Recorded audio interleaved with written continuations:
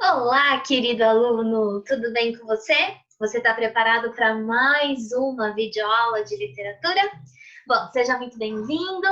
Hoje a gente vai conversar um pouquinho sobre uma obra de leitura obrigatória da FUVEST, que é a coletânea de poemas daquele que talvez seja o maior poeta brasileiro do século XX, embora haja controvérsias, ainda assim é um dos mais renomados poetas do século XX, o queridinho dos vestibulares, Carlos Drummond de Andrade. Nós vamos falar hoje um pouquinho sobre esse livro, que é o Claro Enigma, obra de leitura obrigatória para o vestibular da FUVEST. É uma obra que está para sair, né? Então é legal a gente prestar atenção nela. Vai ser substituída por um outro livro do Drummond, ou alguma poesia, mas ainda assim Drummond sempre presente nos vestibulares, né? Talvez o Drummond seja o poeta realmente mais cobrado. Ele cai muito em provas como a Unesp, no Enem, e é uma poesia bastante singular, bastante característica do que costuma ser a nossa poesia no século XX, muito sintomática, muito simbólica do que significa, né, pensar no modernismo brasileiro. O Drummond vai ser um poeta que atravessa as 3 fases do nosso modernismo. E a gente vai dar uma revisada nisso já já. Bom, vamos lá? Bom, vamos conversar um pouquinho então sobre o Drummond. E antes da gente falar do Claro Enigma, de fato, esse livro com esse título tão interessante, tão curioso, né? Um claro enigma, parece um pouco paradoxal, porque se uma coisa é clara, como ela pode ser um enigma? Se ela é um enigma, ela não tem como ser clara, né? Então, pensar em claro enigma é uma coisa interessante, tem muito a ver com a proposta temática do livro. Mas antes da gente falar deste livro especificamente, queria relembrar com você as nossas conversas sobre o modernismo aqui no Brasil. A gente já conversou a respeito de outras obras literárias que pertencem a esse movimento, né, a esse estilo de época, e eu disse para vocês em outros momentos que o modernismo no Brasil ele tem 3 fases, são 3 gerações, né? Uma primeira fase que surge ali no comecinho do século XX, em 1922, né? O marco inicial dessa primeira fase é a Semana de Arte Moderna. Então, essa é uma questão bastante importante para você ter em mente. Que é uma primeira fase mais estética, mais de proposta de ruptura, mais transformadora, transgressora, que rompe com a proposta passadista, né? Ela rompe com uma fase literária que rompe com as amarras da tradição e propõe uma renovação estética na literatura. Então, a gente vai ver o surgimento do verso livre, a revisitação de temas que são muito ligados ao cotidiano, ou ao primitivismo, ao nacionalismo, naquela tentativa de trazer à luz, né, o Brasil de fato. Então, uma proposta bem interessante aí, essa primeira fase do modernismo brasileiro é uma fase mais ligada ao conceito de estética, de transformação estética. Isso vai até mais ou menos 1930. Em 1930, a gente tem a nossa segunda fase do modernismo brasileiro, que é a fase que a gente costuma chamar de geração de 30, né? Que vai de 1930 a 1945. Então, em 1930, por exemplo, de 1930 a 1945, nós vamos ver poetas que vão estar diretamente ligados, não só poetas, mas escritores de prosa também, que vão estar diretamente ligados, né, associados às questões políticas, principalmente, sobretudo, com relação ao Estado Novo do Getúlio Vargas, que vai ser instaurado aqui no Brasil e que vai durar exatamente esse período, mas também aquele sentimento pós-Primeira Guerra e pré-Segunda Guerra e durante a Segunda Guerra Mundial. Então, a gente está vivenciando ali os impactos da quebra da Bolsa de Nova York. Então, a situação política é uma situação muito delicada.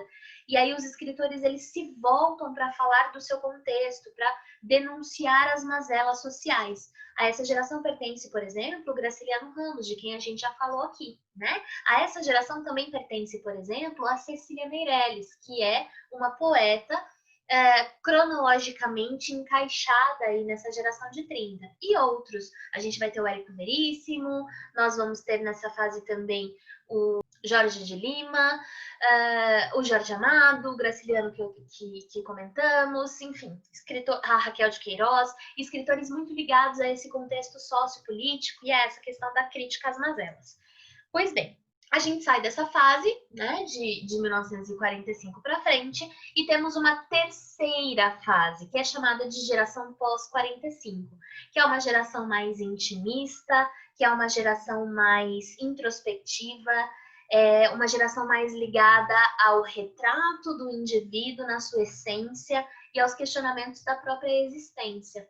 Nessa fase, a gente tem autores magníficos, como é o caso do João Cabral de Melo Neto, na poesia, da Clarice Lispector, na prosa, e do nosso queridíssimo Guimarães Rosa. Então, são olhares modernos diferentes, né, dentro desse mesmo estilo de época. Isso é importante que vocês tenham em mente. Por quê?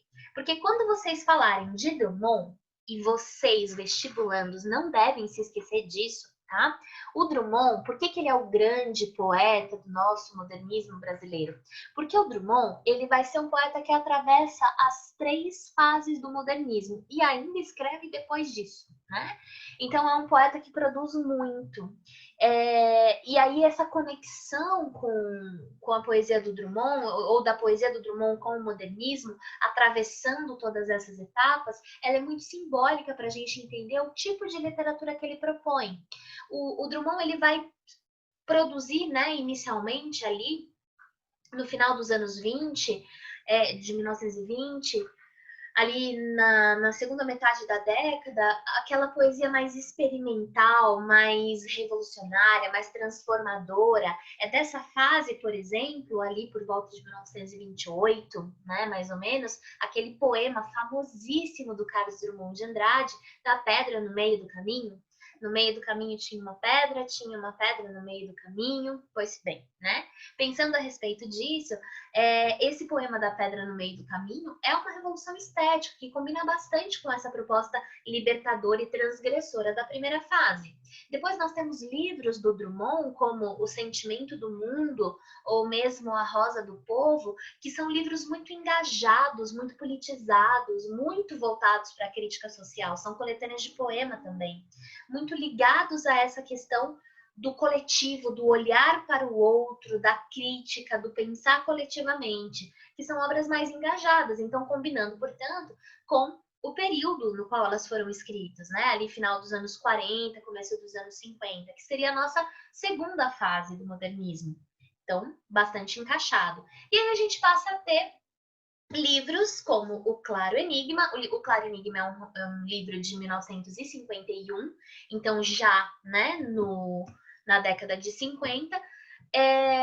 E o Claro Enigma é uma obra em que o Drummond está mais desconectado desse projeto de engajamento ou de crítica social e política.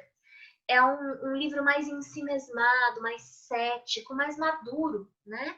E, portanto, um pouco desenganado até das grandes lutas e dos grandes eventos. A gente está falando de uma produção pós-Segunda Guerra Mundial, pós-Estado Novo. Então, aquele momento de recolha dos cacos, sabe? E tentar apenas lidar com o cansaço da própria vivência, da própria existência. Então, é desse último Drummond que a gente está falando. Pois bem, quando a gente estuda a obra do Drummond, ela tem por si só as suas etapas. E eu vou falar disso para vocês um pouquinho, para a gente entender algumas coisas aqui a respeito deste claro enigma que a FUVEST tanto gosta. Bom, para a gente poder começar, vale a pena pensar um pouquinho a respeito do que a gente costuma chamar de dilema eu versus mundo na poesia drummondiana. Essa poesia drummondiana, ela sempre vai flertar com essa dialética das relações entre o eu lírico, o indivíduo, e o mundo. E quando a gente fala disso na poesia do Drummond, a gente tem 3 relações possíveis entre eu e o mundo. A primeira delas é quando o eu se vê maior que o mundo, que é um eu jovem, que é um eu mais crítico, que é um eu mais experimentalista, que vai fazer da poesia o seu objeto de construção e desconstrução da arte. a gente tem esse eu mais arrogante, mais presunçoso, e ao mesmo tempo ainda muito que olha para o seu passado, né? Na poesia do Drummond a gente vai enxergar bastante isso, esse olhar para a terra natal, para as memórias, para a lembrança. Então, isso também é uma temática, esse saudosismo é uma temática que permeia um pouquinho dessa obra, né? E nessa relação eu maior que o mundo, a gente vê isso se acentuando um pouquinho. Outra possibilidade é a relação eu menor que o mundo, ou seja, aquela arrogância do eu lírico se reduz, porque o mundo é maior do que ele. Ele não deve mais falar só de si, mas ele deve olhar para o seu contexto. Nessa fase, a gente vê um Drummond engajado, um Drummond politizado, que vai trabalhar com as temáticas de crítica social, as temáticas em torno do coletivo, a questão da guerra vai aparecer, a questão das lutas sociais também vão aparecer. Então, o eu lírico se coloca como menor que o mundo. E, por fim, a gente tem uma terceira fase, que é chamada de eu igual ao mundo. Ou seja, existe um amadurecimento por parte do poeta e o eu lírico se coloca em igualdade com o mundo. Ele vai falar de questões que são da sociedade, mas ao mesmo tempo que são de cada um de nós. Então, é uma proposta estética mais em si mesmada, né? De olhar mais para si, de trabalhar o próprio fazer poético como temática. Então, a gente também vai ter essa equiparação do eu lírico com o mundo, já numa fase mais madura. Então, quando a gente olha para a poesia do Drummond, entender essas relações pode ser interessante, ok? Pois bem, as reflexões que a gente vai ver na poesia deste poeta são muito ligadas a essa ideia de buscar entender, através do fazer poético, né, através do fazer literatura, tentar entender o que significa existir diante das dificuldades do mundo. E em cada fase, essa postura de existir no mundo muda, né? Na juventude, um entusiasmo muito grande, uma proposta revolucionária de estética, de fazer uma coisa nunca antes vista e de experimentar tudo e de pensar sobre a sua própria história. Numa fase eu menor que o mundo, já um pouco mais velho e consciente das questões sociais, é o existir diante dos horrores da guerra ou do Estado Novo, enfim, de um país que tenta sobreviver, né, a sua própria história. E por fim, no eu igual ao mundo, já na maturidade, é um existir cansado, cansado de tantas lutas, cansado de tantos esforços, cansado de tantos erros, né? E aí, então, um eu mais cético, mais acomodado na sua condição de poeta, que vai pensar apenas esse existir a partir da madureza, não é? A madureza é uma palavra que o Drummond vai usar bastante nesse livro. O Claro Enigma faz parte dessa fase. Então, é uma poesia muito voltada para essa reflexão sobre o que significa existir diante do mundo. Por isso que essa dialética é tão importante, ok? Bom, portanto, a gente vai ter nessa terceira fase um Drummond mais cético diante do mundo, um Drummond mais cansado, cansado da luta e cansado de tentar transformar esse mundo, apenas existindo, né? Por isso a gente vê na postura do Drummond da terceira fase, desse eu igual ao mundo, uma resignação. O poeta está resignado, é um eu lírico cético e resignado, ok? Só para deixar isso um pouquinho mais claro para vocês, vamos dar uma olhadinha nessas três fases com um pouco mais de detalhamento. Assim você pode fazer as suas anotações e ter como recorrer a elas sempre que precisar, conforme for lendo esse livro ou fazendo a sua revisão final antes da prova, tá bom? Lembrando, então, que na primeira fase da obra drummondiana, ok? Não estou falando do modernismo, eu estou falando do Drummond agora. Na primeira fase, nos seus primeiros anos, a gente vai ter o eu maior que o mundo, marcado por essa poesia mais experimental, bastante intimista, uma lembrança muito constante do seu passado em Itabira. Itabira também é uma figura, é um espaço, né? Itabira é a cidade onde o Drummond nasceu, então é um espaço muito recorrente nas suas obras e nas suas lembranças. Em muitos dos seus poemas ao longo das três fases, a Itabira e a ideia de Minas Gerais vai aparecer. E nessa primeira fase aparece bastante. Tem uma metáfora linda que ele constrói num poema já bem posterior do livro Sentimento do Mundo, que se chama Confissão do Itabirano, né? Em que ele vai dizer que ele termina o poema dizendo assim, que Itabira é apenas uma fotografia na parede, mas como dói, né? Para falar dessa saudade, dessa lembrança e do quanto essa distância machuca. O Drummond nasceu em Itabira, mas viveu grande parte da sua vida no Rio, já na vida adulta, onde ele vai trabalhar como funcionário público. Então ele se distancia dessa terra natal, ele volta a ela através da poesia. Então nesse primeiro momento, mais passadista, mais saudosista também, ele vai fazer essa rememoração do passado em Itabira.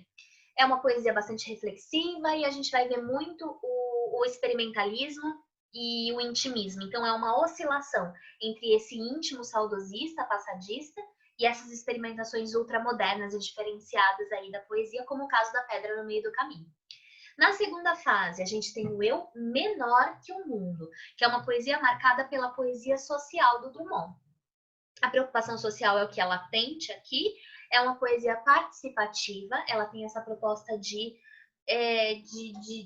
convencimento ou de persuasão para que os leitores compreendessem a problemática e aderissem a ela.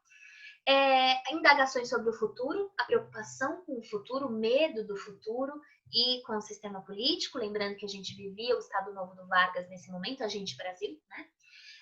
E uma proposta de pensar o coletivo, enquanto a gente tinha uma proposta intimista de quase individualista ali na primeira fase, ok? Então, eu maior que o mundo na primeira fase, eu menor que o mundo na segunda fase. E aí, por fim, a gente chega à terceira fase drummondiana, que é o eu igual ao mundo, que vai abranger uma poesia mais metafísica, reflexiva num outro propósito, e a poesia objetual. É a poesia sobre ela própria, sobre o próprio fazer poesia. Então, como é que chama isso? Quando a gente tem a linguagem falando dela mesma, metalinguagem. Então, uma poesia que vai explorar bastante essa questão. A gente vai ver nessa terceira fase preocupação com os caminhos da arte poética, uma reflexão sobre a própria história do Drummond como poeta, a própria produção dele. Essa tentativa de desvendar o mistério da palavra, o trabalho com a metalinguagem que nós comentamos e as experimentações linguísticas, uma preocupação muito forte com a forma, muito ligada a esse contexto do trabalho com as rimas, a sonoridade da palavra, o desenvolvimento e a lapidação da palavra, né? Então é bem interessante essa terceira fase, e a essa terceira fase pertence, então, Eu Igual ao Mundo, a obra Claro Enigma, sobre a qual a gente vai conversar, ok? Então, Claro Enigma se encaixa nessa proposta Eu Igual ao Mundo. Eu tenho colocado aqui nos meus slides algumas fotos do Drummond para vocês verem. Vocês vão ver que ele é um poeta bem bonitinho, assim, um senhorzinho bem do simpático, né? Muito carismático. E a gente acaba mergulhando na poesia do Drummond e se familiarizando com ela, se identificando. Então, em cada uma das suas etapas, aqui nessa foto e nas anteriores, ele já tá um senhorzinho, né? Mas ele escreve desde muito jovem, então é possível a gente se identificar com poemas dele em cada uma das suas etapas, por razões diversas, né?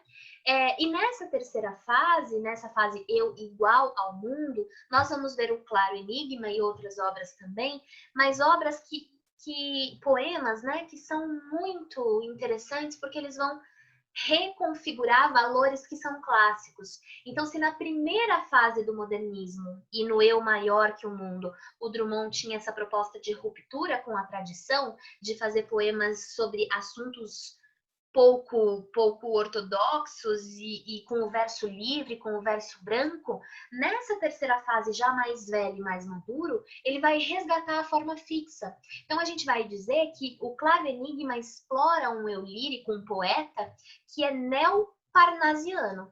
Lembra que a gente acabou de estudar o parnasianismo como escola literária? Aquela ideia da arte pela arte, da poesia bela, da busca pela perfeição poética, o trabalho árduo do poeta Ourives, que lapida a palavra para construir uma obra de arte como resultado, né? Uma joia preciosa.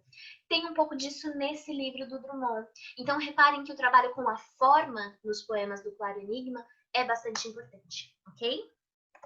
Passemos ao livro, então. O livro é publicado, como comentamos antes, em 1951. Ele vai ter esse aspecto bastante neoparnasiano, então são poemas muito trabalhados com relação ao rigor formal. Vocês vão ver aqui algum encadeamento, né? Quando a gente lembra do encadeamento chamado enjambement, quando a gente tem o verso de baixo complementando sintaticamente o verso de cima, eles não existem independentes, eles precisam um do outro para fazer sentido, né? A continuação sintática do período no primeiro verso está no segundo, então eles são encadeados, eles são dependentes. A gente vai ver esse trabalho aqui. A gente vai ver um trabalho com a linguagem e nós vamos ver coisas muito interessantes no Claro Enigma, como elementos de intertextualidade, que também são um reflexo dessa madureza, né, dessa maturidade do poeta Drummond, muito leitor de grandes clássicos e que vai trazer essas referências para o seu livro. E ele também vai fazer elementos de intratextualidade, ele se referindo a textos da sua própria obra, que ele mesmo escreveu em outras fases. Por isso que é importante você saber as 3 etapas, né, as 3 fases da poesia drummondiana. Eu maior que o mundo, eu menor que o mundo, eu igual ao mundo, ok? Uma coisa que é importante a gente pensar aqui a respeito do Claro Enigma é na epígrafe que ele vai trazer. Nessa minha edição da Companhia das Letras aqui, você deve ter uma parecida, se não tiver também não tem problema, tá? Mas há muitas fotos interessantes aqui, uma pequena coletânea de acervo, então leva algumas páginas para a gente chegar na epígrafe, mas a gente chega, né? E a epígrafe, ele primeiro faz uma dedicatória, que é uma dedicatória ao Américo Facó, e depois na epígrafe, ele vai trazer aqui uma frase, um versozinho do Paul Valéry, um dos poetas franceses simbolistas, então um poeta bastante importante, que vai ser uma referência significativa, né, para os poetas da época e posteriormente. E ele vai, e olha que interessante, eu falei para vocês que esse livro, nessa fase, Eu igual ao mundo, apresenta um eu lírico que é reflexo do poeta, cansado, não é? Entediado até dessa sociedade. E isso vai fazer a gente pensar naquela misantropia da poesia simbolista característica dos poetas do final do século XIX, sobretudo os franceses. Lembra dos poetas malditos, daqueles misantropos que eram poetas albatrozes, né? O albatroz é aquela ave marinha. Lembra disso? Que sobrevoa o mar e é grandiosa nos céus com as suas asas enormes, mas no chão ela não consegue se locomover direito por causa das asas. Então a gente vai perceber que tem um pouquinho, uma certa semelhança, esse cansaço, né? Com aquele tédio que também era muito importante como temática para os poetas simbolistas do final do século XIX. Então, se você ainda não assistiu a nossa videoaula sobre o simbolismo, vale a pena você dar uma olhada nela, ok? O Paul Valéry vai ser uma figura importante para entender aqui a proposta estética do Drummond no Claro Enigma. Muito bem. E aí ele escolhe esse verso do Valéry. Ele vai dizer: os acontecimentos me entediam. Então, já na epígrafe do livro, a gente entende que o eu lírico dessa coletânea de poemas, né, é um eu lírico cansado, é um eu lírico entediado da sociedade, entediado no que a sociedade se transformou, entediado do contexto, entediado de tudo, cansado, né? Então a gente percebe esse cansaço. Esse cansaço é uma coisa que vem mesmo, eu acho, quando a gente amadurece, sabe? Quando a gente vai envelhecendo, mesmo que você seja muito jovem, eu tenho certeza de que você pensa um pouquinho a respeito de como você era mais entusiasmado com certas coisas na infância e hoje essas coisas te cansam um pouco. Sabe quando você tem preguiça de certas coisas? A gente vive numa sociedade meio que as pessoas dão preguiça, né? É esse sentimento, tá?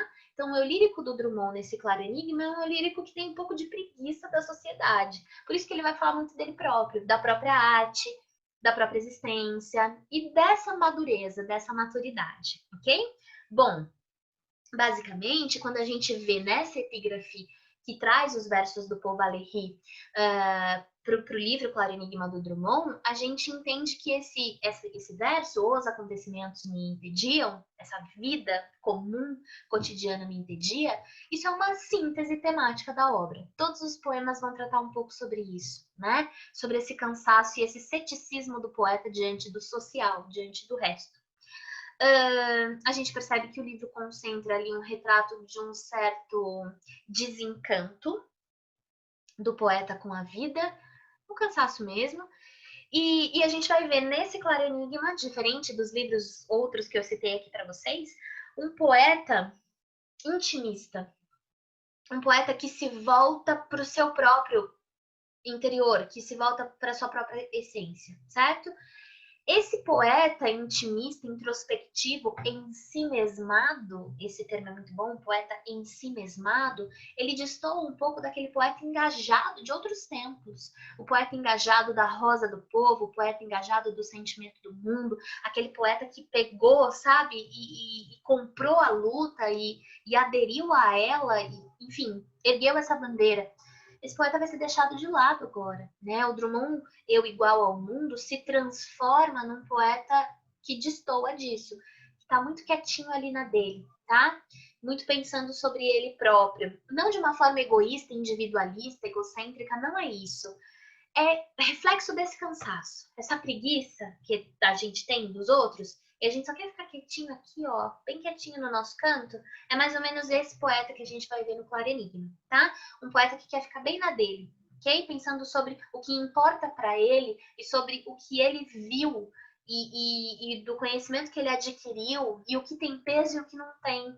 E aí, às vezes, quando a gente amadurece, a gente olha para trás, né? A gente olha para o nosso eu de antes e pensa, nossa, talvez eu não devesse ter me esforçado tanto com relação aqui, ok? Pois bem, e aí, como comentei com vocês antes, Claro Enigma, esse título importantíssimo, traz o conceito de paradoxo. Se é uma coisa clara, não tem como ser um enigma. Se é um enigma, não faz sentido chamar de claro, porque o enigma não é claro, ele não é óbvio, né? Então, dentro do próprio título, a gente percebe esse paradoxo. Que paradoxo é representado nesse título? Da própria vida. Viver é um claro enigma. A gente está falando de um poeta maduro, mais velho, que viveu muito. E ele chega a essa conclusão. A vida é um claro enigma, né? Então, esse paradoxo também se reflete um pouco aqui no título, é a visão que o poeta tem da própria existência, tá? Viver, existir, estar aqui é um claro enigma. Então, isso também é muito legal da gente perceber, tá? Sigamos. Bom, informações aí básicas importantes para direcionar a leitura de vocês, ou pelo menos alguma proposta de leitura que dê para a gente pensar um pouquinho a respeito, ok? Primeira coisa fundamental, saber que esse romance, perdão, eu tô chamando de romance, mas não é. É uma coletânea de poemas, ok? E é importante vocês lembrarem que é um livro publicado em 1951. Então, se encaixando ali já cronologicamente naquilo que vai ser conhecido como terceira fase do modernismo e na terceira fase da poesia do Drummond, que é o Eu Igual ao Mundo. Esse é um livro que vai aparecer meio que em oposição à Rosa do Povo, que é um outro livro do Drummond, talvez a sua obra-prima, o livro de maior engajamento dele. Então, esse livro é um contraste gritante com a Rosa do Povo. Vai apresentar uma proposta poética transcendental. Ele quer falar muito mais de aspectos ligados ao metafísico da existência do que efetivamente a luta aos movimentos sociais. Então, ele se afasta dessa temática. Por isso, é uma poesia transcendental que tem a ver com essa elevação da alma. Então, a gente vê um flerte ali, né, com a poesia simbolista do final do século XIX. De novo, se você não viu essa aula, corre lá para ver depois, tá? Esses movimentos do final do XIX são bem interessantes para a gente entender a poesia modernista depois. Não só o Drummond, mas todo mundo.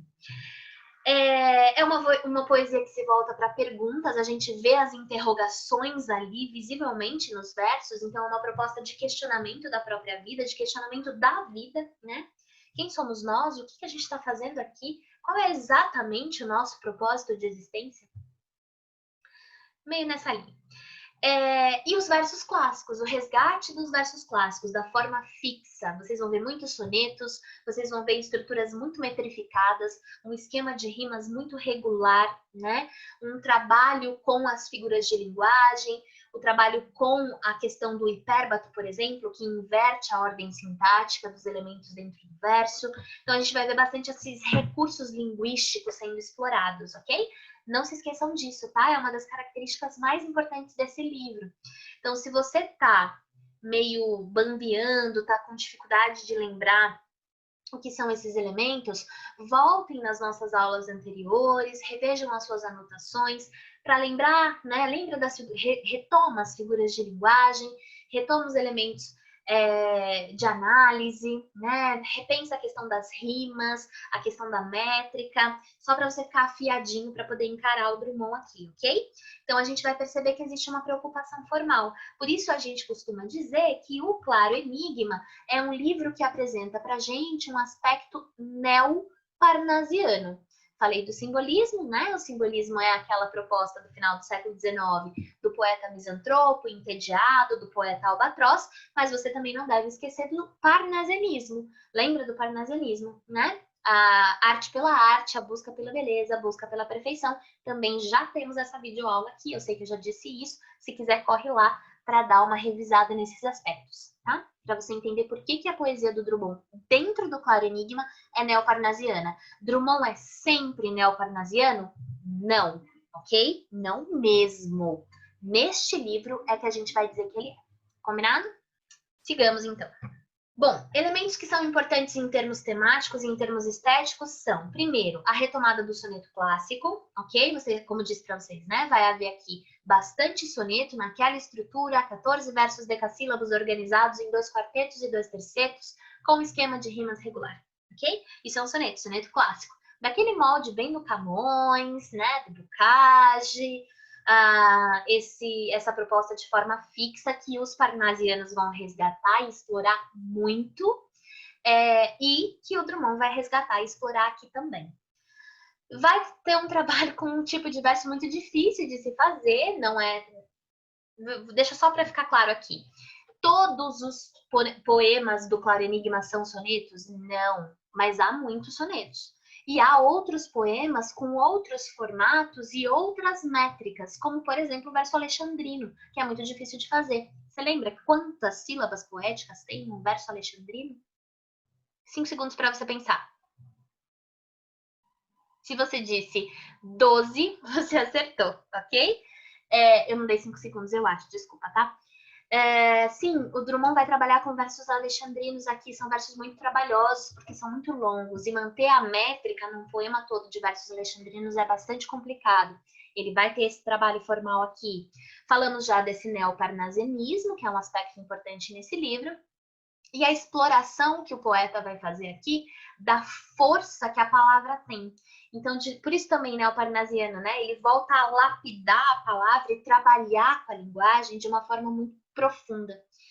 E ele vai buscar a beleza e a força nessas palavras, então ele vai revisitar muito essa questão. A intertextualidade, nós vamos ver referências a grandes outros poetas, escritores aqui neste livro, dentre eles Manuel Bandeira, nosso queridinho, Mário de Andrade, maravilhoso, Mário Quintana e outros grandes nomes. A gente vai ver intertextualidade é quando o texto que a gente está lendo faz referência a outros textos de outros autores, ok? Tem muito disso, vários. E outra coisa que a gente vai ver neste texto é a intratextualidade, que é quando o texto que a gente está lendo faz referência a outros textos do mesmo autor. Acompanhou? Intertextualidade é quando o texto que a gente está lendo faz referência a outros textos de outros autores. Intratextualidade é quando o texto que a gente está lendo faz referência a outros textos do mesmo autor. E o Drummond também vai fazer isso. O trabalho com a metalinguagem, então, por quê? Porque a temática do fazer poético é muito presente no Claro Enigma, e a busca, né, principalmente ali na literatura clássica, daquela forma perfeita para expressar o conteúdo modernista. Então é interessante isso. Ao mesmo tempo que o Drummond vai buscar nos clássicos, nos parnasianos, nos neoclássicos, nos classicistas, na Grécia Antiga, sei lá, ao mesmo tempo que ele vai na tradição buscar a forma, o conteúdo, que é esse existencialismo, essa introspecção, esse intimismo, é modernista. Então eu tenho uma forma clássica, tradicional, para tratar de um conteúdo moderno, modernista. É o paradoxo. Esse é o claro enigma, né? É o casar as coisas aqui. Então, também tem esse aspecto ligado à forma que é importante vocês perceberem, tá? Um aspecto paradoxal. Formas muito clássicas para tratar de temáticas muito modernas, ok? 2 em 1. Lembrem disso também, que é importante. Bom, falemos então destes poemas. Nós temos nesse livro 41 poemas organizados em 6 sessões, ok? A primeira sessão se chama Entre Lobo e Cão. E ela tem 18 poemas, é a maior parte do livro, essa primeira sessão, ok?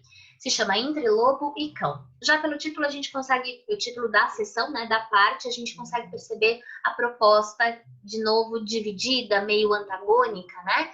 Lobo e cão, um animal que são animais de espécies parecidas, ou a mesma, enfim, um muito selvagem, mais feroz, e o outro domesticado. Então, esses dois olhares, sabe? Essas duas perspectivas, também é uma coisa interessante da gente observar, são reflexões sobre a própria vida.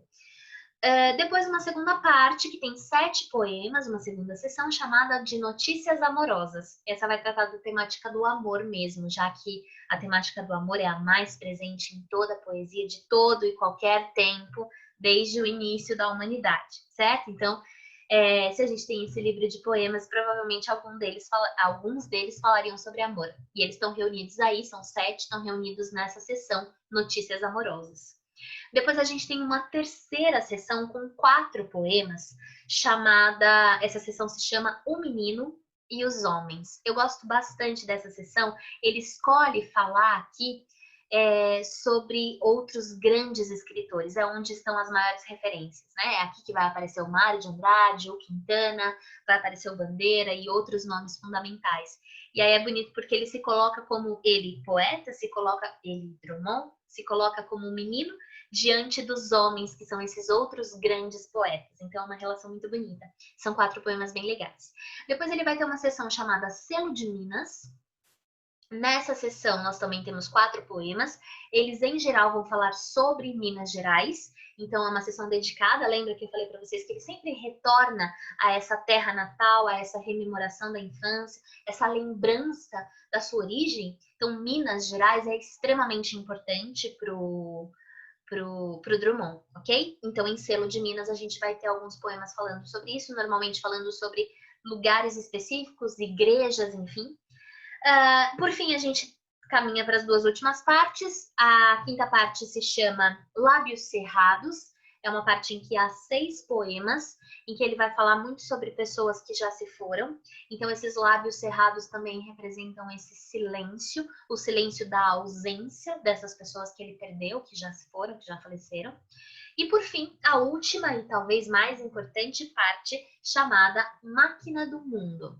Nessa parte, a gente tem só 2 poemas. Um deles é sobre o relógio do Rosário, e o outro é um poema que é homônimo da sessão, né? Se chama A Máquina do Mundo. Que é considerado, por muitos críticos, o mais belo poema da literatura brasileira do século XX. Então, Máquina do Mundo é um poema importantíssimo, carregado de referências e com uma proposta reflexiva que amarra e fecha com chave de ouro a poética drummondiana deste livro e de toda a sua obra, tá? É uma proposta linda, é um poema realmente muito bonito, ok? Bom, vamos lá? Só para formular aqui, né, entre lobo e cão, a gente vai ver esse poeta se dividindo entre o animal feroz e o animal dócil, domesticado. Então, muita essa reflexão dos extremos, né, das suas próprias faces diante da sua existência. A parte do Notícias Amorosas, que vai tratar do amor como tema, a gente vai ver uma coisa interessante, o Drummond, o poeta, né, o eu lírico, entre o ser, o próprio ser, e as coisas que ele ama ou as outras pessoas que ele ama. Então também tem uma coisa interessante. Via de regra, o amor é colocado aqui com um aspecto meio paradoxal também, e isso é bonito de ver, é interessante. E o Menino e os Homens, que eu falei para vocês que é a celebração dos homens de letras, né? Então tem uma coisa interessante aqui. São os poemas com a intertextualidade e a referência a outros poetas. Em algum momento ele vai falar sobre o menino Pedro, essa figura, que é uma figura que vai aparecer ali como referência também. A parte do selo de Minas, que vai pontuar, então, a relação com a terra natal. Lábios cerrados, em que se fala do silêncio e da dor provocada pelo silêncio dessa ausência dos que já se foram, da perda dos entes queridos. E Máquina do Mundo, com aqueles 2 poemas em que a gente vai ver a reflexão sobre o tempo. E a Máquina do Mundo vai trazer essa reflexão. E vai trazer 2 grandes poetas clássicos como referência. E isso vai ser muito bonito, né? Esses 2 poetas clássicos de referência são o Dante Alighieri, da Divina Comédia, e o nosso amado Camões, dos Lusíadas, ok? Muito bem. Trouxe alguns poemas para a gente comentar juntos, para vocês entenderem mais ou menos o mecanismo de análise e se familiarizarem um pouco com essa poesia. Esse livro é um livro que talvez vocês precisem ler em doses homeopáticas, não sei, depende da sua relação com poesia, né? Se você for um devorador de poesia, adorador dessa arte complexa dos versos, talvez você adore esse livro, mergulhe aqui e não saia nunca mais, né? Porém, se você tem dificuldade com poesia, você vai precisar se concentrar nessa leitura. Então, separa, lê alguns poemas por dia, mistura, lê 2 de uma parte, 2 de outra, 3 de outra, enfim. Tenta criar um cronograma de leitura para você poder se concentrar e refletir a respeito, tá? Para você poder entender de fato, não só para o vestibular, mas para a sua vida mesmo. A gente, às vezes, fica tão focado em falar sobre isso, né? Em falar sobre provas, modelos de provas, perfis de provas, tem que dar conta disso, monta cronograma para aquilo, tem que dar conta dos módulos, simulado, isso, aquilo, e a gente esquece que a poesia, a literatura é muito mais do que isso, né? É alimento para a nossa alma, e a gente está vivendo num tempo tão difícil, e talvez uma das poucas coisas que nos salve nesses tempos difíceis seja a poesia. Então, capricha nessa leitura, lê com amor, lê com carinho, assim, que vale muito a pena, tá bom? Para você mesmo, tá? Para você se formar como pessoa. E claro, para você poder fazer essa sua prova aí da FUVEST e poder se preparar para as outras provas, porque como disse no começo, o Drummond é o queridinho dos vestibulares, tá? Mas lembra disso, não esquece não, tá bom? Não perde esse norte também. Poesia é alimento para a alma e pode te ajudar bastante a encarar as dificuldades desse momento que a gente está vivendo. Bom, basicamente, estou aqui filosofando, mas a gente vai falar um pouquinho sobre alguns poemas para você entender mais ou menos o tipo de olhar que você deve ter, ok?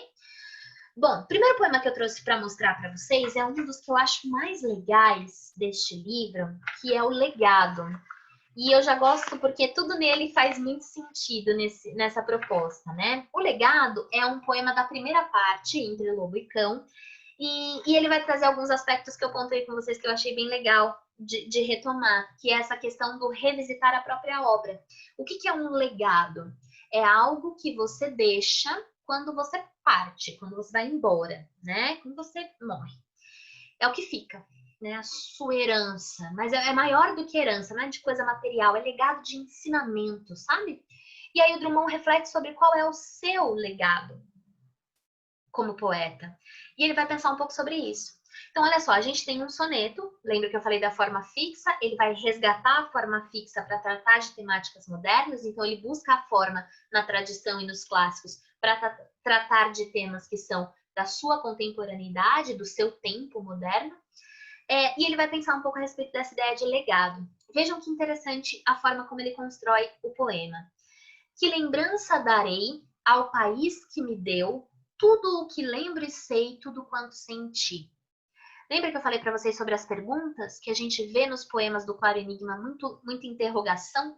É nesse sentido mesmo, né? De mimetizar o questionamento da vida, de trazer para a forma do texto o reflexo daquilo que é a proposta temática. Pensar, questionar, né? E ele se pergunta, que lembrança eu deixarei para o país que me deu tudo o que eu sei, tudo o que eu senti, tudo que eu me lembro, né? O que fica de mim, poeta Drummond, para o Brasil.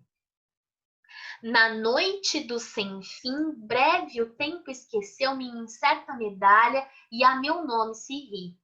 Então, na noite do sem fim, né, da noite infinita ali, é uma metáfora interessante para pensar o final da vida, né? Breve o tempo esqueceu minha incerta medalha e a meu nome se ri. É uma reflexão também, né? Será que nessa noite infinita, o que vai ficar? Será que o tempo brevemente vai esquecer a incerta medalha daquilo que eu deixei? É uma afirmação, mas tem tom de dúvida, né?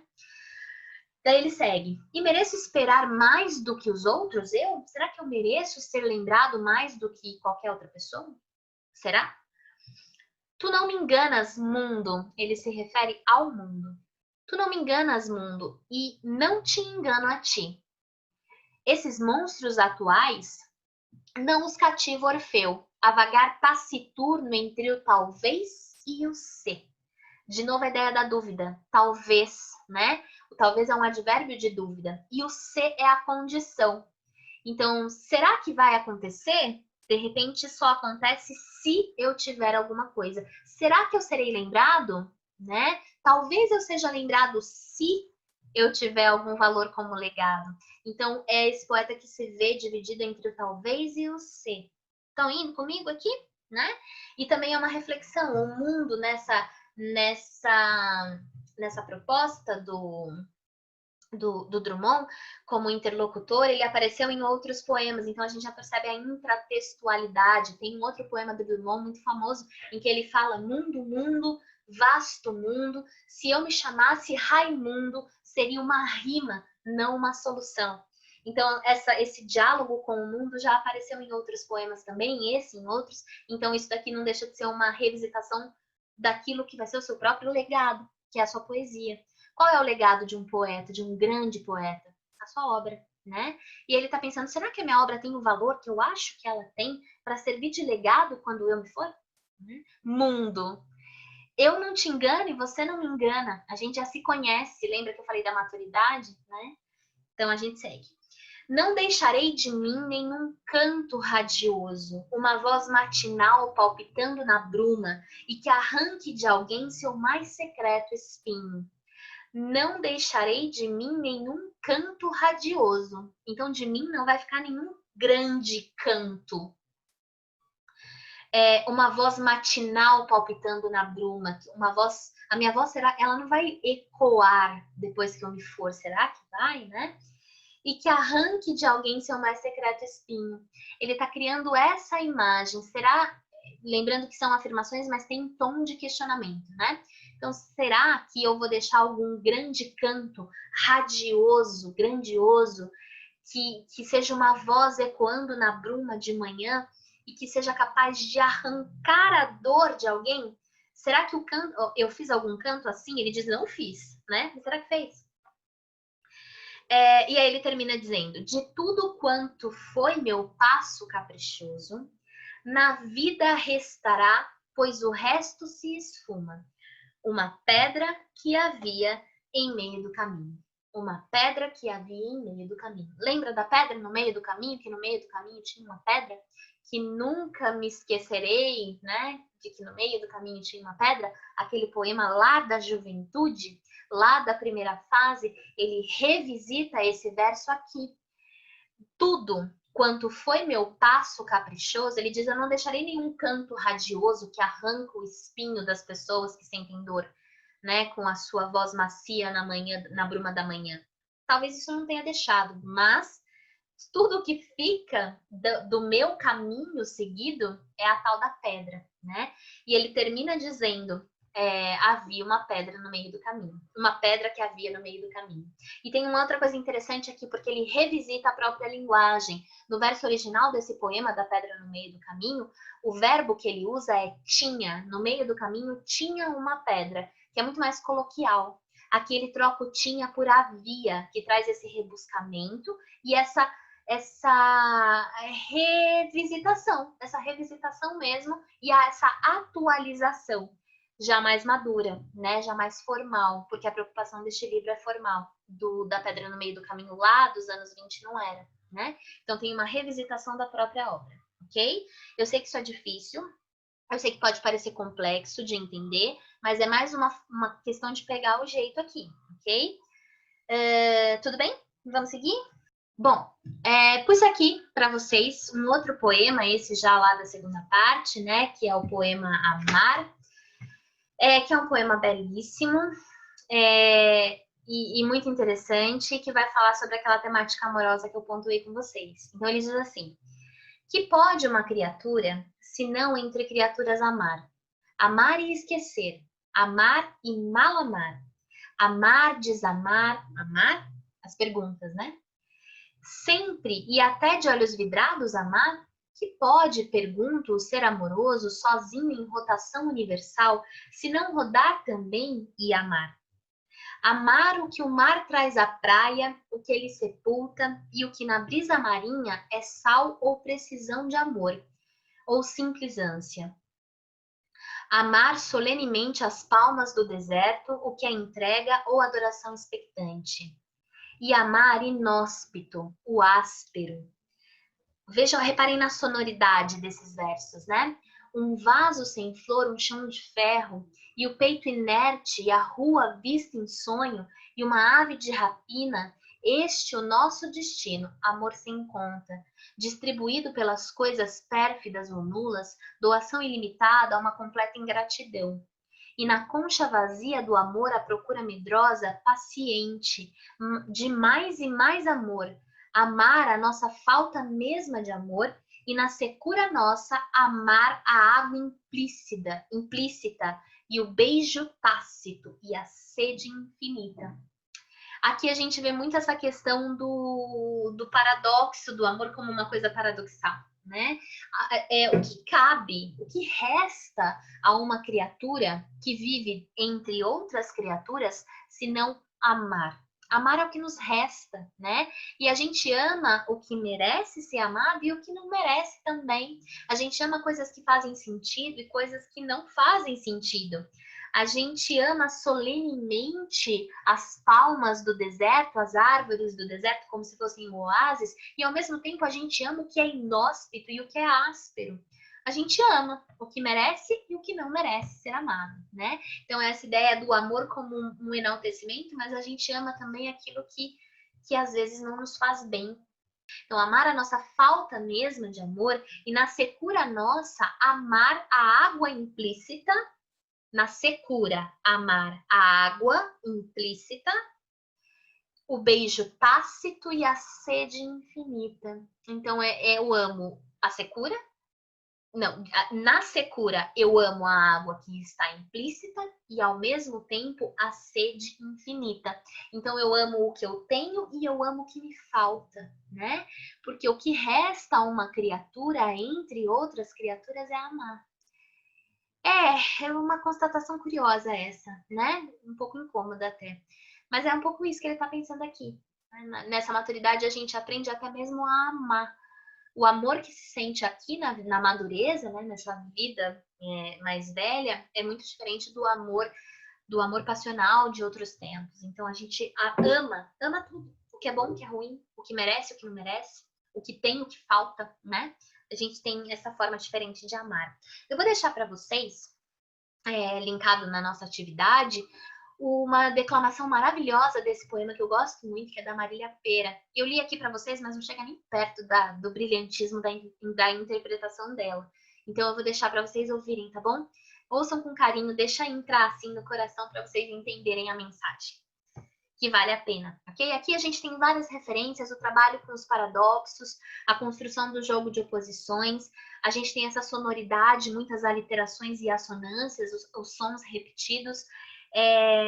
Nós temos também a ideia de um ritmo de leitura bastante estruturado, embora não seja um poema muito regular, ele é um poema bastante ritmado, né? Então tem isso também que é importante de observar, o rebuscamento na linguagem, o trabalho com a sonoridade, então esses aspectos são aspectos de lapidação da linguagem, ok? Então essa temática também é uma temática interessante. Bom, então reflexão aqui, ainda que se fale de amor nesse poema do Drummond, a gente percebe esse tom de amargura. desse amor que é vinculado também à negatividade, à ingratidão, ao desamor ou ao mal amar, né? Ao vazio, à inutilidade, aquilo que falta, à escassez, né? Como comentamos agora. Mesmo assim, segundo ele, o que nos resta a todas nós, criaturas, dentre outras criaturas, o que nos resta é amar. Então, bastante poético também de pensar nisso, né? Um outro poema que eu trouxe para mostrar para vocês é o poema A Ingaia Ciência. Aqui a gente vê uma intertextualidade com o texto do Nietzsche, em que ele vai falar sobre a Gaia Ciência. O que é uma coisa Gaia? Gaia é uma coisa que te promove alegria, que te promove satisfação, né? Uma alegria de satisfação.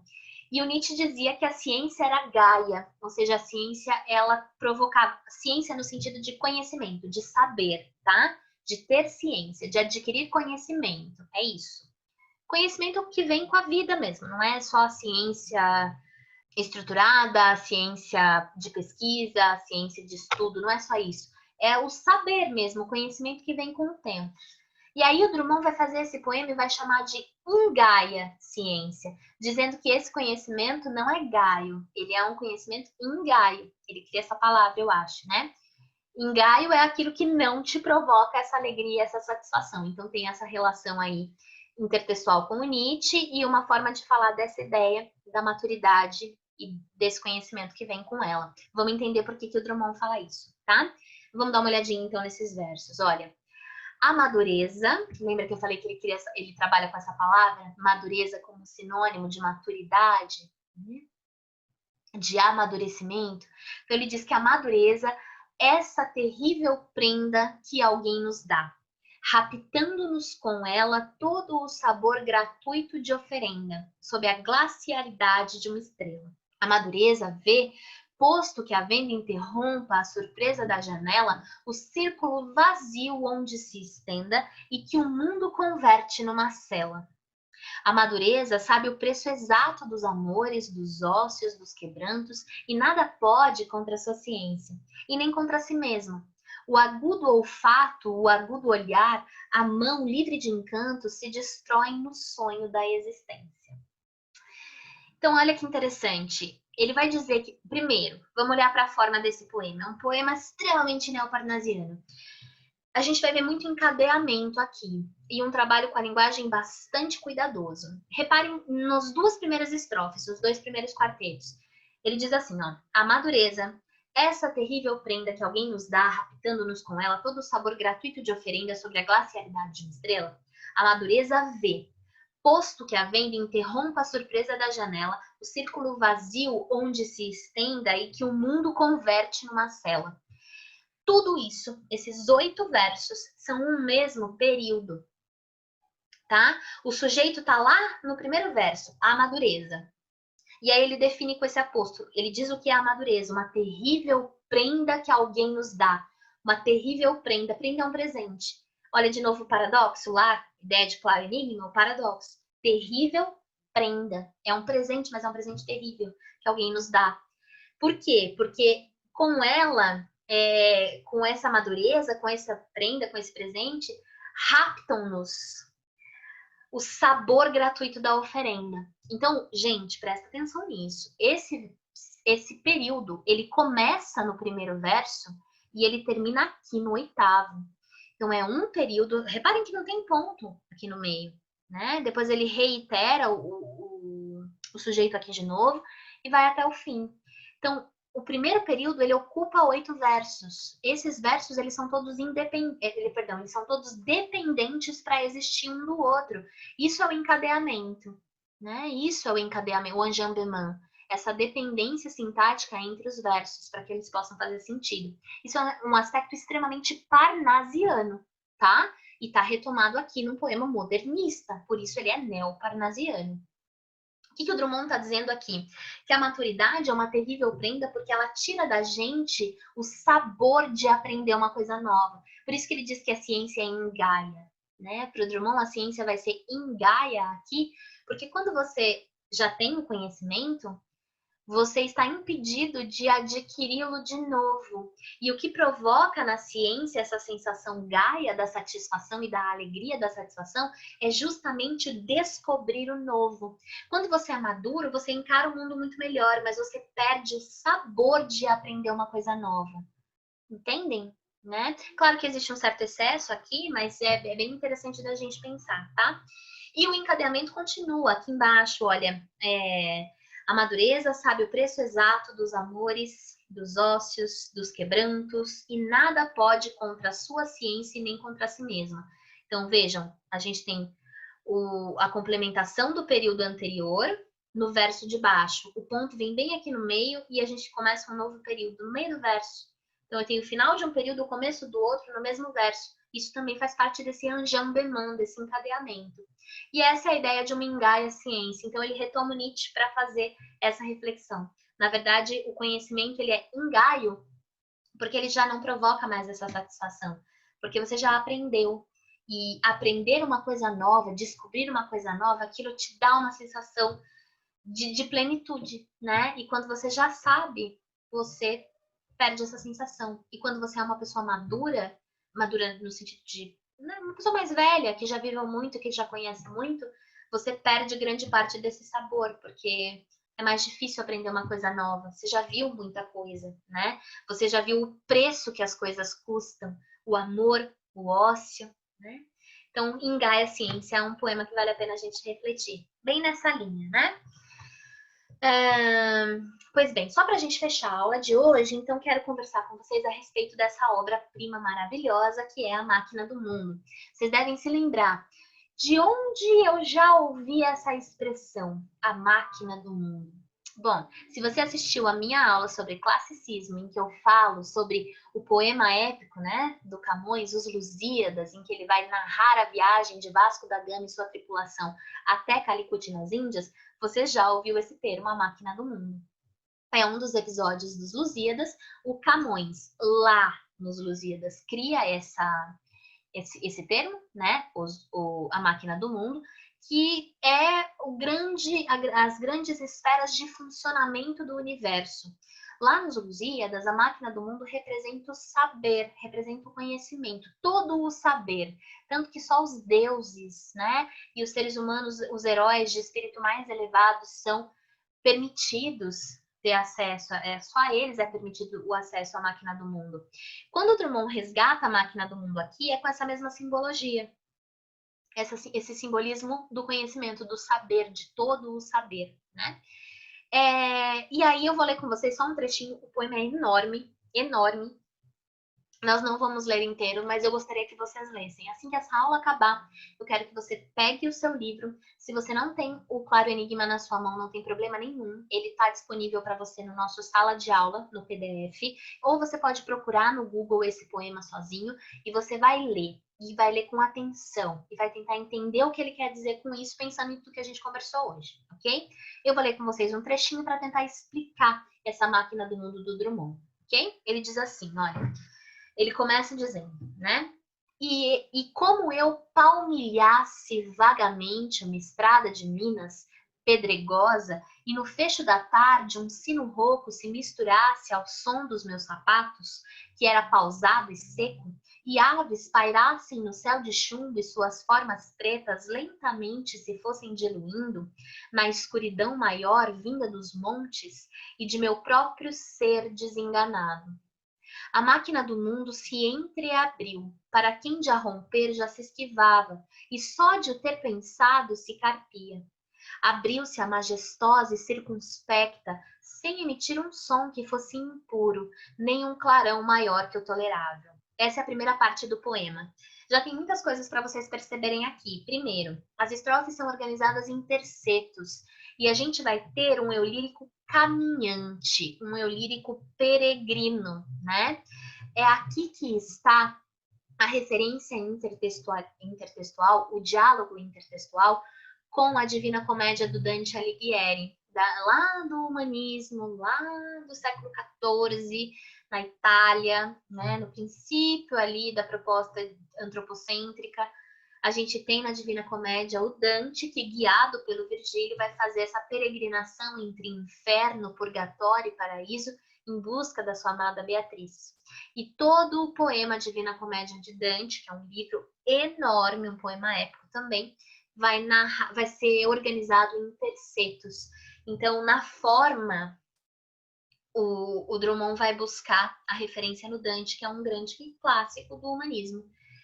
E na temática da Máquina do Mundo, ele busca no Camões, que é um grande clássico do classicismo, né? Então, são os grandes mestres do passado servindo como referência para estruturar essa obra-prima. Esse poema é o último do livro, né? Ele está na última parte do livro. E é um poema que vai explorar bastante essas referências intertextuais. Ele não é o último é o Relógio do Rosário, mas ele é da última parte. E a Máquina do Mundo é a parte que encerra o livro. Então, como é que está esse eu lírico aqui nesse poema? Ele diz que ele palmilhava. Olha outro neologismo interessante. Palmilhava tem a ver com a palmilha, né? Tem a ver com a sola do pé. E ele palmilhava, ou seja, ele caminhava, né? Bonita a forma como ele constrói essa imagem. Ele palmilhava vagamente uma estrada de Minas Gerais, né? Não à toa, de novo. Pedregosa, de novo a imagem da pedra. Se era uma estrada pedregosa, havia pedras neste caminho. Então, de novo a autorreferência, né? No fecho da tarde, ou seja, no cair da tarde, né? No final do dia, um sino rouco, olha de novo o Anjambeman, vejam o encadeamento, é presente em grande parte desses poemas.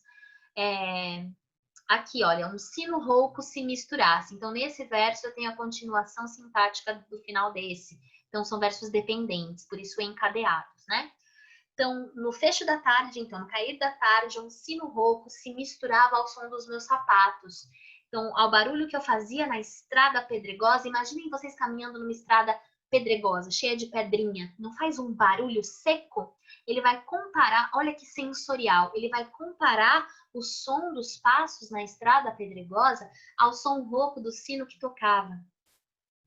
E aí ele percebe uma coisa pausada e seca e fala das aves que pairavam num céu de chumbo, ou seja, um céu já bem escuro, né?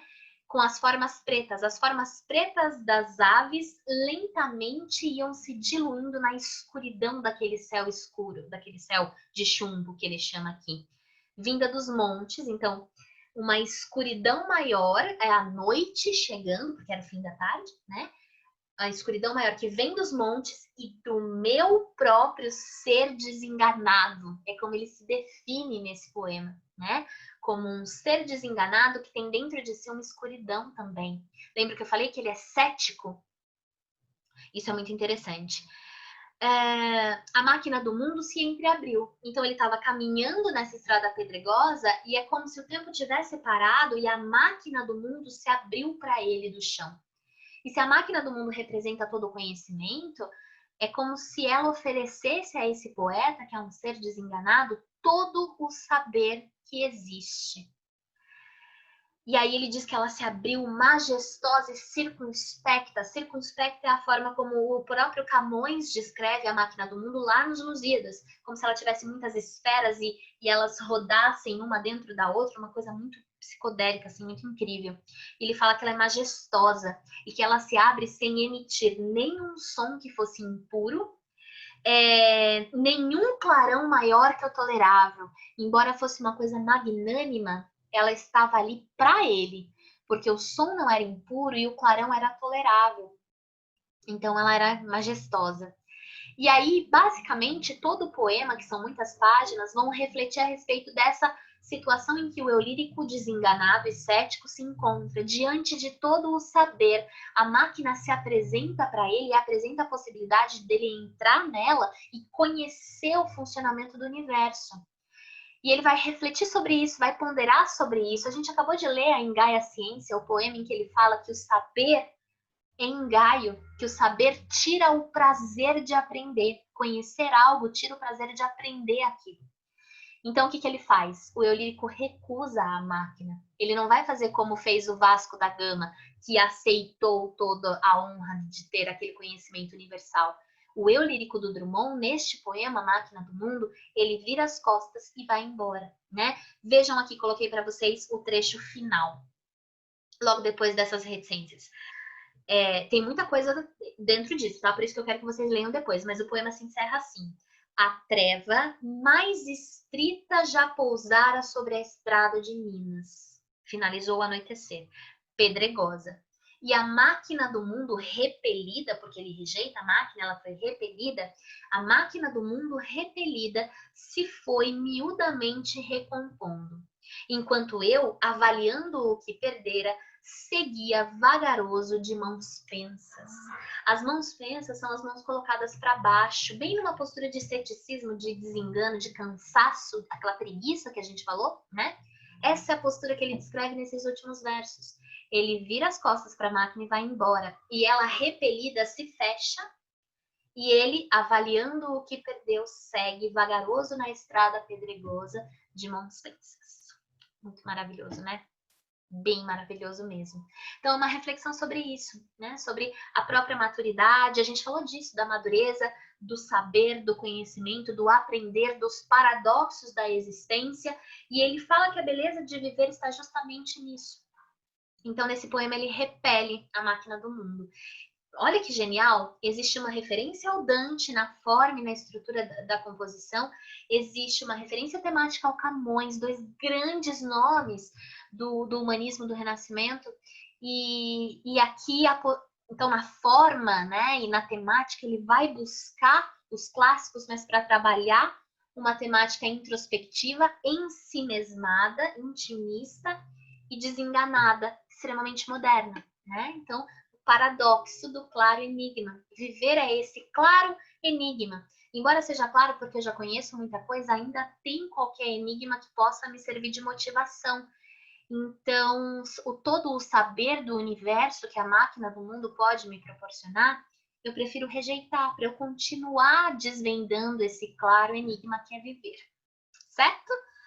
Bom, espero que vocês tenham gostado da aula de hoje. Espero que tenha dado para esclarecer um pouquinho sobre as reflexões que a gente vê o Drummond fazer aqui nesse livro, que são reflexões bastante interessantes e filosóficas e existenciais enfim, aquele acalento que a gente precisa de vez em quando, né? E aquele chacoalhão também que a gente precisa para olhar para a nossa própria vida e entender um pouco do nosso papel nesse mundo. Enfim, coisas que só a poesia é capaz de fazer por todos nós. Espero que vocês tenham gostado. Peço que vocês procurem os poemas, leiam com carinho, dediquem um tempo para conhecer isso. Vou deixar a declamação que eu falei linkada para ficar mais fácil de vocês conseguirem encontrá-la. Mas mergulhem no Drummond e procurem conhecer. Assistam essa aula quantas vezes vocês precisarem. Se tiverem qualquer dúvida e quiserem reavivar as suas leituras ou enfim, discuti-las juntos, vocês podem me procurar, tá bom? Espero vocês. A gente se vê na próxima semana para falar de uma escola literária e aí a gente vai finalmente chegar ao século XX para conhecer um pouquinho do que vai acontecer nessa nossa era mais modernista, pré-modernista, vanguardista. A gente discute isso na semana que vem, ok? Espero vocês. Super beijo e até lá!